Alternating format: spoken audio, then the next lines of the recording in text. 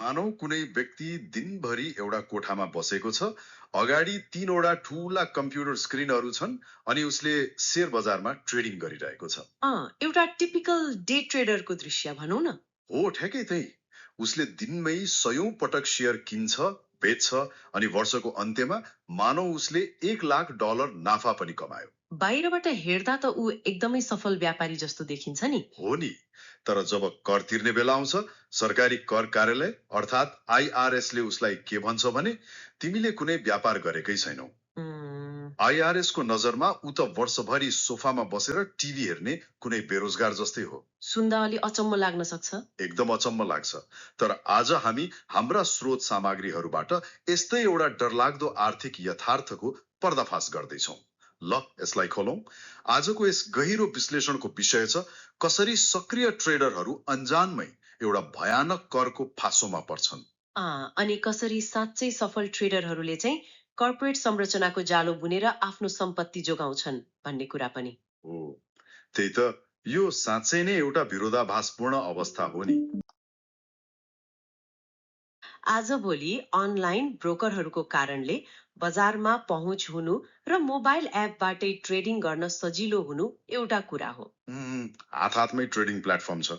हो नि, तर जब कोही व्यक्ति व्यक्तिगत रूपमा वा भनौँ न सोल प्रोप्राइटर को रूपमा पूर्णकालीन ट्रेडिङ गर्न थाल्छ नि, उसले आफूलाई एउटा उद्यमी सम्झन्छ। आफ्नै सानो व्यापार चलाइरहेको छु भन्ने लाग्छ होला। ठक्कै। तर यथार्थमा उसले कानुनी र करको दृष्टिकोणबाट एकदमै असुरक्षित बाटो रोजिरहेको हुन्छ। भनेपछि ऊ अनजानमै पासोमा परिरहेको छ। हो, IRS जस्ता कर निकायहरूले ट्रेडिङलाई विशुद्ध व्यापारको सट्ट एउटा प्यासिभ गतिविधिको रूपमा हेर्छन् र यसै कारणले व्यक्तिगत लगानीकर्ताहरूले हरेक वर्ष लाखौं गुमाइरहेका हुन्छन्। ओहो, त्यसो भए यो करको पासो वा ट्याक्स ट्र्यापको मुख्य जरो चाहिँ कहाँ छ त? यसको जरो कर कार्यालयले आम्दानीलाई हेर्ने दृष्टिकोणमा छ। मैले बुझेसम्म त कुनै पनि व्यापारमा खर्च र आम्दानीको हिसाब हुन्छ हैन र? जस्तै एउटा सिकर्मीको कुरा गरौँ न। सिकर्मीको उदाहरण एकदम सान्दर्भिक छ यहाँ। यदि एउटा सिकर्मीले फर्निचर बनाउनको लागि काठ किन्छ, हतौडा किन्छ वा आफ्नो पसलको भाडा तिर्छ भने उनले ती सबै खर्चहरूलाई आफ्नो आम्दानीबाट घटाउन पाउँछ नि। अनि बाँकी रहेको खुद नाफामा मात्र कर तिर्छ।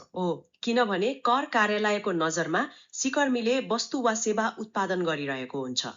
उसले अर्न्ड इन्कम अर्थात् सक्रिय रूपमा कमाएको आम्दानी गरिरहेको हुन्छ। तर एकजना सक्रिय ट्रेडरको हकमा नि उले पनि त बजारको बारेमा सिक्न महँगो तालिम लिन्छ। हजारौं डलर पर्ने ट्रेडिङ प्लेटफर्म र सफ्टवेयर चलाउँछ, उच्च गतिको इन्टरनेट जोड्छ। के उसले यी खर्चहरू कटाउन पाउँछ त? पाउँदैन। यहाँको सबैभन्दा रोचक कुरा के हो भने नि कर कार्यालयले ट्रेडिङबाट हुने आम्दानीलाई अर्नन्ड वा प्यासिभ आम्दानी मान्छ। अर्नन्ड? तर उले त दिनभरि स्क्रिन अगाडि बसेर मिहिनेत गरिरहेको हुन्छ नि। हो, जति नै मेहनत गरे पनि उनीहरूको मान्यता के छ भने शेयर बजारमा गरिने लगानी भनेको वर्तमान समयको घर भाडा वा बिजुलीको बिल तिर्नका लागि गरिने नियमित काम होइन।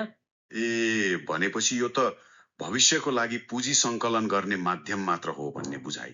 एकदम सही। यो एउटा निष्क्रिय माध्यम मात्र हो। त्यसैले बिहानदेखि बेलुकासम्म स्क्रिन हेरेर बसे पनि त्यसलाई नियमित व्यापार मानिदैन। अनि जब व्यापारै मानिदैन भने त खर्च कटाउने कुरै भएन। हो नि, ती सबै सफ्टवेयर र इन्टरनेटका खर्चहरू व्यक्तिगत खर्चको रूपमा गनिन्छन् र कर प्रयोजनका लागि तिनीहरूको मूल्य शून्य बराबर हुन्छ। यो त सिधै अन्याय जस्तो देखियो। खल्तीबाट खर्च त गयो, तर त्यसको कुनै आर्थिक फाइदा वा कर छुट पाइएन। त्यति मात्र कहाँ हो र, यसले गर्दा अन्य सुविधाहरूमा पनि असर पर्छ। जस्तै निवृत्तिभरण वा पेन्सन फन्डहरूको कुरा हो। हो नि, सामान्य जागिर खाने मानिसहरूले आफ्नो पेन्सन फन्ड वा व्यक्तिगत निवृत्तिभरण खाताहरू जसलाई IRA भनिन्छ त्यसमा पैसा जम्मा गरेर कर घटाउने गर्छन्। त्यो त धेरैले गर्छन्। के व्यक्तिगत ट्रेडरले त्यो सुविधा पाउँदैन? पाउँदैन, किनभने त्यस्ता अवकाश खाताहरूमा योगदान गर्न व्यक्तिसँग अघि हामीले भनेको जस्तै अर्न इन्कम हुनुपर्छ। तलब वा व्यापारको नाफा जस्तै? ठ्याक्कै ट्रेडिङको आम्दानी प्यासिभ भएको हुनाले कुनै पनि ट्रेडरले कर छुट हुने पेन्सन खाताहरूमा पैसा जम्मा गर्न पाउँदैन। ओहो, एउटा सामान्य तलब बुझ्ने कर्मचारीले पाउने घरको धितोको ब्याज वा परोपकारी दान जस्ता सीमित छुटहरू बाहेक ट्रेडरको हातमा केही पनि हुँदैन। तर यो त नाफा कमाउँदाको कुरा भयो। ट्रेडिङमा सधैँ नाफा मात्र त हुँदैन नि, घाटा पनि हुन्छ। घाटा त झन् ठुलो टाउको दुखाइ हो। हाम्रो स्रोत सामग्रीहरू हेर्दा यो पासोको सबैभन्दा डरलाग्दो पाटो त नोक्सानीको नियम पो रहेछ। मानौ कुनै व्यक्तिले 1 वर्ष ट्रेडिङ गर्दा धेरै ठुलो घाटा बेहोर्नु पर्यो भने के हुन्छ? यहाँनिर कर प्रणालीको सबैभन्दा कठोर नियम लागू हुन्छ। ट्रेडिङमा भएको नोक्सानीलाई पुँजीगत नोक्सानी मानिन्छ। यसलाई सुरुमा त्यही वर्ष भएको पुँजीगत नाफासँग मात्र मिलान गर्न पाइन्छ। तर मानौ नाफा भन्दा नोक्सानी धेरै छ रे। उदाहरणको लागि बजार क्रास भएको कुनै वर्ष एउटा ट्रेडरले $50,000 गुमायो र उसको अन्य कुनै नाफा छैन। यस्तो अवस्थामा त्यो $50,000 को घाटा मध्ये केवल $3,000 मात्र उसले आफ्नो अन्य सामान्य आम्दानीबाट घटाउन पाउँछ।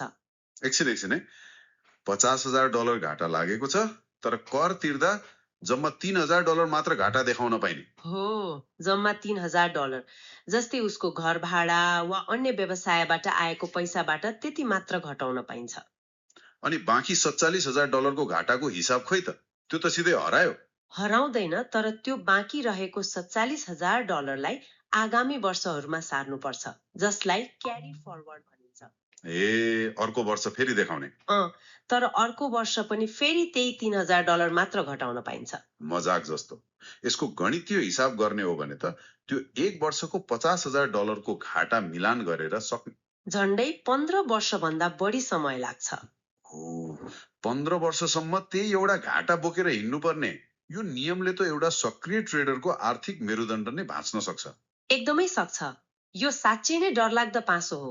त्यसो भए यो पासोबाट उम्किने बाटो चाहिँ के छ त? मैले पढे अनुसार कर कानुनमा एउटा क्वालिफाइड ट्रेडर अर्थात् योग्य ट्रेडरको मान्यता प्राप्त गर्ने प्रावधान छ। हो, एउटा बाटो छ। सुन्दा त यो कुनै जादुको छडी जस्तो लाग्छ नि। यो मान्यता पाउँदा ठ्याक्कै के फाइदा हुन्छन्? यदि कुनै व्यक्तिले कर कार्यालयबाट यो क्वालिफाइड ट्रेडरको मान्यता पायो भने रातारात उसको ट्रेडिङ एउटा वास्तविक व्यापारमा परिणत हुन्छ। भनेपछि अघिको सिकर्मीको जस्तै। ठ्याक्कै। उसले शेड्युल सी मार्फत व्यापारिक खर्चहरू देखाउन पाउँछ। अघि हामीले कुरा गरेका सफ्टवेयर, इन्टरनेट, कम्प्युटर, शिक्षा, मार्जिन ऋणको ब्याज, यी सबै खर्चहरू आम्दानीबाट घटाउन पाइन्छ। अनि कम्प्युटर जस्ता उपकरणहरू किन्दा नि? उपकरणहरू किनेको वर्ष नै त्यसको सम्पूर्ण मूल्य करबाट कटाउन मिल्छ। या बात। अनि त्यो $3,000 को घाटा देखाउने सीमितता नि के त्यो पनि हट्छ? हो, यसैको लागि यो मान्यता यति धेरै महत्त्वपूर्ण छ। यो मान्यता पाएपछि ट्रेडरले एउटा विशेष चुनाव गर्न पाउँछ, जसलाई मार्क टु मार्केट वा छोटकरीमा MTM भनिन्छ। MTM, यसले कसरी काम गर्छ?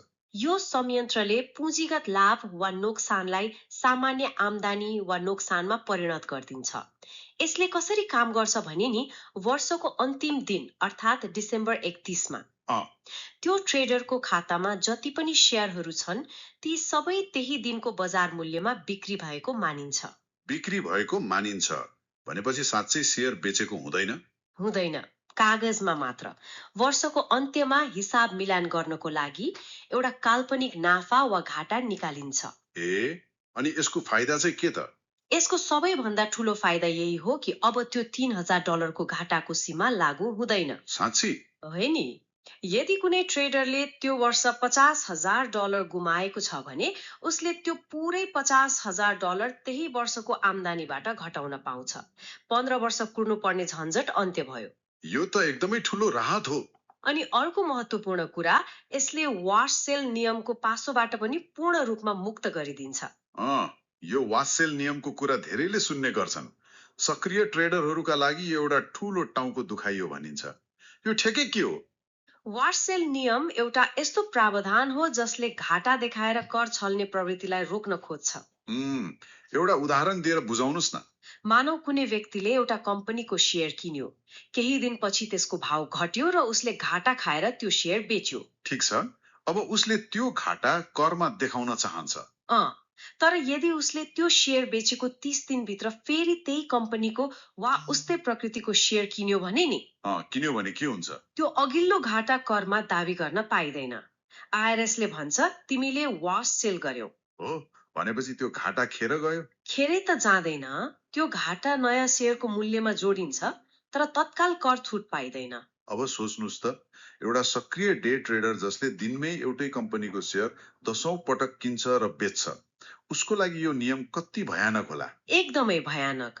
उसको हिसाब किताब यति लथालिङ्ग हुन्छ कि कुन घाटा देखाउन पाइने कुन नपाइने छुट्याउने गाह्रो हुन्छ। तर अघि भन्नुभएको मार्क टु मार्केट चुनावले चाहिँ हो, एमटिएमले यो 30 दिने नियमलाई सधैँका लागि निष्क्रिय बनाइदिन्छ। त्यसो भए यसको अर्थ के हो त? यदि यो क्वालिफाइड ट्रेडर बन्नु यति धेरै फाइदाजनक छ, सबै खर्च कटाउन पाइन्छ, घाटाको सीमा पनि हुँदैन, वास सेलको झन्झट पनि खारेज हुन्छ भने उहुँ, बजारमा दिनहुँ ट्रेडिङ गर्ने हरेक व्यक्तिले किन यही मान्यता लिँदैनन् त? सिधै यो मान्यता लिएर शान्तिसँग काम गरे भइहाल्यो नि। यसले एउटा महत्त्वपूर्ण प्रश्न खडा गर्छ। सुन्दा यो जति आकर्षक लाग्छ नि, व्यवहारमा यो पाउन त्यति नै गाह्रो छ। गाह्रो छ किन र? किनभने कर कार्यालय र अदालतहरूले यो मान्यतालाई अत्यन्तै कडा रूपमा व्याख्या गर्छन्। कति कडा? यो मान्यता पाउनको लागि दिनहुँ ठूलो मात्रामा ट्रेडिङ गरेको हुनुपर्छ, ट्रेडिङ नै मुख्य पेशा भएको हुनुपर्छ र शेयरहरूलाई धेरै छोटो समय भनौँ न सामान्यतया 30 दिन भन्दा कम होल्ड गरेको हुनुपर्छ। भनेपछि मैले दिनभरि अफिसमा जागिर खाएर बेलुका आएर 2-4 घण्टा ट्रेडिङ गरे भने तपाईले यो मान्यता पाउनुहुन्न। कर कार्यालयलाई के डर हुन्छ भने रमाइलोको लागि वा पार्ट टाइम शेयर बजारमा पैसा हाल्ने मानिसहरूले आफ्नो त्यो घाटा देखाएर नियमित जागिरको कर घटाउन नपाउन्। उनीहरूले यो ढोकामा एकदमै कडा पहरेदार राखेका रहेछन्। हो नि, एकदमै थोरै मानिसहरूले थोरै प्रतिशतले मात्र यो कडा परीक्षा पास गर्न सक्छन्। भनेपछि अगाडिको मूल ढोकाबाट भित्र छिर्न त लगभग असम्भव नै रहेछ। तर यहाँनेर कुरा साँच्चै रोचक बन्छ। यदि अगाडिको ढोकामा यति कडा पहरेदार छन् भने चलाक ट्रेडरहरूले पक्कै पनि भित्र छिर्ने अर्को कुनै बाटो निकालेका होलान्। पक्कै पनि। हाम्रो अनुसन्धान अनुसार त्यो वैकल्पिक बाटो भनेको कर्पोरेट वर्कअराउन्ड अर्थात् छुट्टै कानुनी निकाय वा कम्पनी खडा गर्नु रहेछ। जस्तै एउटा लिमिटेड लायबिलिटी कम्पनी अर्थात् एलएलसी गठन गर्नु। यो रणनीतिले चाहिँ कसरी काम गर्छ? यो एउटा अत्यन्तै चलाक कानुनी रणनीति हो। जब कुनै व्यक्तिले व्यक्तिगत रूपमा क्वालिफाइड ट्रेडरको मान्यता पाउन सक्दैन नि, तब उसले एउटा कानुनी पर्खाल खडा गर्छ। उसले आफ्नो व्यक्तिगत नाममा ट्रेडिङ गर्नुको सट्टा एउटा छुट्टै एलएलसी वा लिमिटेड पार्टनरशिप दर्ता गर्छ। अनि त्यो कम्पनीको नाममा बैंक खाता र ब्रोकर खाता खोलेर ट्रेडिङ सुरु गर्छ। यसलाई बुझ्नको लागि एउटा उपमा प्रयोग गरौँ न। यो त एउटा भिआइपी पास बनाए जस्तै भयो नि। ठ्याक्कै। कर कार्यालयको कडा गार्डलाई फकाएर अनेक प्रमाण देखाएर मूल ढोकाबाट भित्र छिर्नु भन्दा आफ्नै छुट्टै भिआइपी ढोका अर्थात् एलएलसी बनाउनु धेरै सजिलो भयो। तर के कर कार्यालयले एउटा व्यक्तिको सट्टा कम्पनीलाई देख्ने बित्तिकै आफ्नो व्यवहार फर्छ र? एकदमै फर्छ। यसको पछाडि एउटा कानुनी मनोविज्ञान छ। कस्तो मनोविज्ञान? हेर्नुस्, कर कार्यालयले व्यक्तिगत स्तरमा हुने गतिविधिलाई सधैँ शंकाको दृष्टिले हेर्छ। यो मान्छेले रमाइलोको लागि पो गरिरहेको छ कि भनेर। हबी मात्र पो हो कि भनेर। हो, तर जब कोही व्यक्तिले राज्यको कानुन अनुसार एउटा छुट्टै कम्पनी दर्ता गर्छ, दर्ता शुल्क तिर्छ, वकिल लगाउँछ, छुट्टै अकाउन्टिङ सञ्चालन गर्छ, तब कर कार्यालयले त्यसलाई एउटा गम्भीर व्यापारिक प्रयासको रूपमा लिन्छ। साँच्चै व्यापारिक उद्देश्य नभइकन कसैले पनि यति धेरै प्रशासनिक झन्झट र खर्च बिहोर्दैन भन्ने उनीहरूको बुझाइ हुन्छ। हो नि, त्यसैले व्यक्तिगत रूपमा योग्य नठहरिने व्यक्ति पनि कम्पनी बनाएपछि सजिलै व्यापारिक खर्चहरू घटाउन र मार्क टु मार्केट जस्ता सुविधाहरू लिन योग्य बन्छ। अनि यहाँ अर्को एउटा एकदमै महत्त्वपूर्ण कुरा पनि छ, यो एकाउन्टिङ विधि परिवर्तन गर्ने बारेमा। लचिलोपनको कुरा। मानव कुनै व्यक्तिले व्यक्तिगत रूपमा मार्क टु मार्केट चुनाव गर्यो, तर पछि गएर उसको ट्रेडिङको तरिका फोरियो र उसलाई पुरानै नियममा फर्किन मन लाग्यो मैले बुझे अनुसार व्यक्तिगत रूपमा यो निर्णय उल्टाउन लगभग असम्भव हुन्छ हैन? एकदमै गाह्रो हुन्छ। व्यक्तिगत स्तरमा एकपटक मार्क टु मार्केट चुनाव गरेपछि त्यसलाई परिवर्तन गर्न कर कार्यालयको विशेष अनुमति चाहिन्छ। जुन पाउन महिनौं लाग्छ होला। महिनौं लाग्छ र प्राय अस्वीकृत पनि हुन्छ। तर यदि ट्रेडिङ एउटा एलएलसी मार्फत भइरहेको छ भने यो धेरै सजिलो हुन्छ। कसरी? यदि भविष्यमा त्यो एकाउन्टिङ विधि परिवर्तन गर्नुपर्ने अवस्था आयो भने उपाय एकदम सरल छ, त्यो पुरानो एलएलसी लाई विघटन गरिदिने। बन्द गरिदिने। अनि नयाँ नियम सहितको नयाँ एलएलसी खडा गर्ने। यो एउटा रिसेट बटन जस्तै हो जुन कर्पोरेट संरचनासँग मात्र हुन्छ। ल, एउटा एलएलसी सम्म त कुरा बुझ्यो, अलिकति खर्च लाग्यो, एउटा कम्पनी बनायो र करको पासोबाट बाँचियो। तर जब ट्रेडरहरू अत्यन्तै सफल हुन थाल्छन् नि, जब उनीहरूले वार्षिक लाखौं डलर कमाउन थाल्छन्, तब एउटा मात्र एलएलसी पर्याप्त हुँदैन भन्ने सुनिन्छ।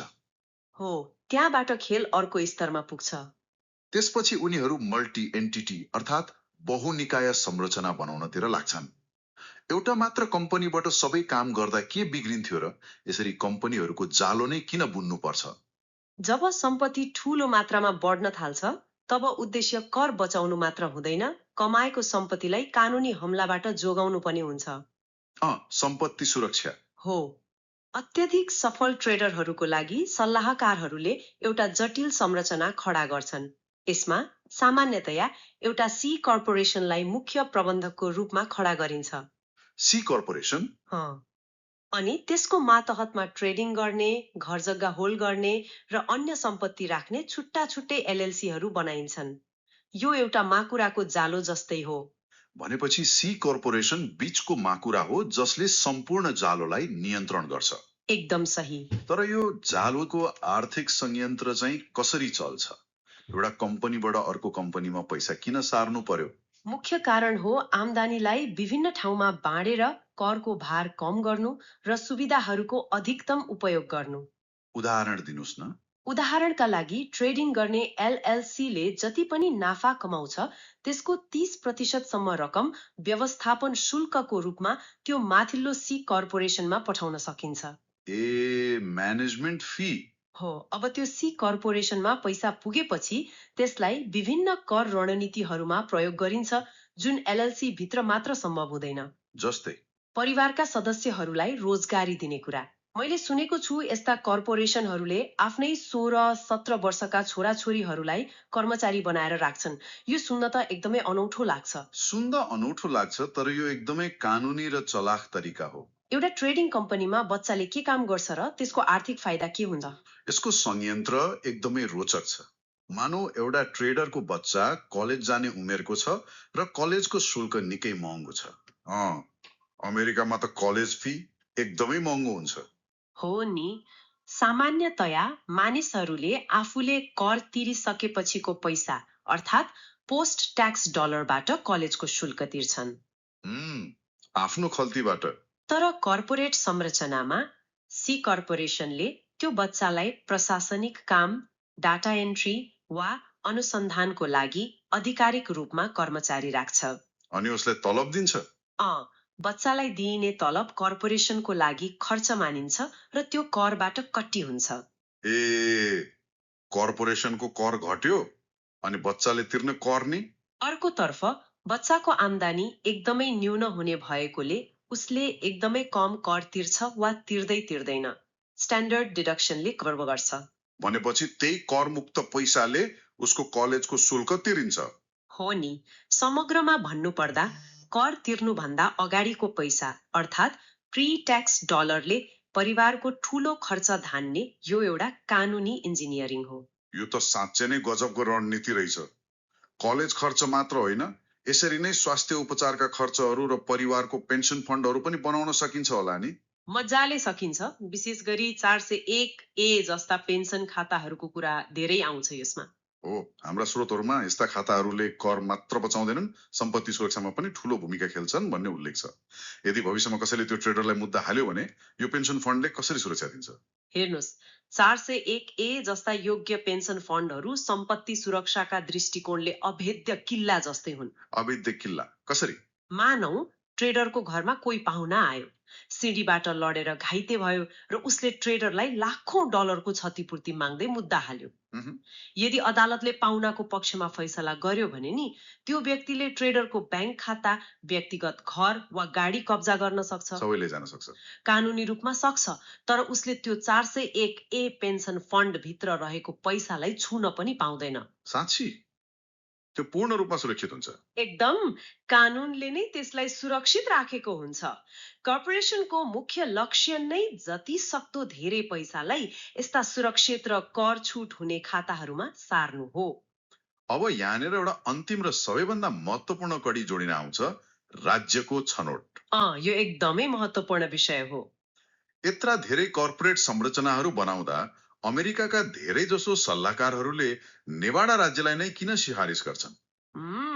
त्यहाँ यस्तो के जादु छ जसले गर्दा अमेरिका भरिका ट्रेडरहरू नेवाडामै आफ्नो कम्पनी दर्ता गर्न चाहन्छन्? नेवाडा छनौट गर्नुका पछाडि मुख्य रूपमा एउटा अत्यन्तै शक्तिशाली कानूनी हतियार छ जसलाई चार्जिङ अर्डर भनिन्छ। चार्जिङ अर्डर, यो अलि प्राविधिक सुनियो। यसको संयन्त्र कसरी चल्छ? अघिकै मुद्दाको उदाहरण लिऊ न। मानौ कोही व्यक्तिले ट्रेडरलाई मुद्दा जितेर क्षतिपूर्ति दावी गर्यो। यदि त्यो ट्रेडरको सम्पत्ति नेवाडाको एलएलसी भित्र छ भने अदालतले त्यो सम्पत्ति सिधै कब्जा गर्न दिँदैन। अदालतले केवल एउटा चार्जिङ अर्डर दिन्छ। यसलाई अलि सरल रूपमा भन्नुपर्दा यो चार्जिङ अर्डरले के गर्छ? यसको अर्थ हो यदि त्यो एलएलसी ले भविष्यमा कुनै नाफा वितरण गर्यो भने त्यो नाफा ट्रेडरको सट्टा त्यो मुद्दा जित्ने व्यक्तिलाई जानेछ। कम्पनीले लाभांश बाँड्यो भने त्यो पैसा लेनदारलाई जाने भयो। हो, तर यहाँनिर खेलको नियम बदलिन्छ। कसरी? त्यो एलएलसी को प्रबन्धक त त्यही ट्रेडर नै हुन्छ नि, हैन र? हो नि, उसकै कम्पनी हो।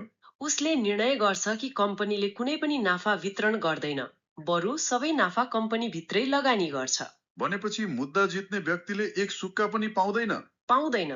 तर सबैभन्दा रोचक कुरा त अर्कै छ। के हो त्यो? कर कानून अनुसार त्यो एलएलसी ले नाफा कमाएको हुनाले मुद्दा जित्ने व्यक्ति जसको नाममा त्यो चार्जिङ अर्डर छ, उसले त्यो नाफामा कर तिर्नु पर्ने हुन्छ, भलै उसले हातमा एक पैसा पाएको छैन। ओहो, भनेपछि जसले मुद्दा जित्यो उसले पैसा त पाएन, उल्टै कर कार्यालयलाई आफ्नै खल्तीबाट कर तिर्नु पर्ने भयो। ठ्याक्कै, फ्यान्टम इन्कममा लाग्ने कर नै भनिन्छ।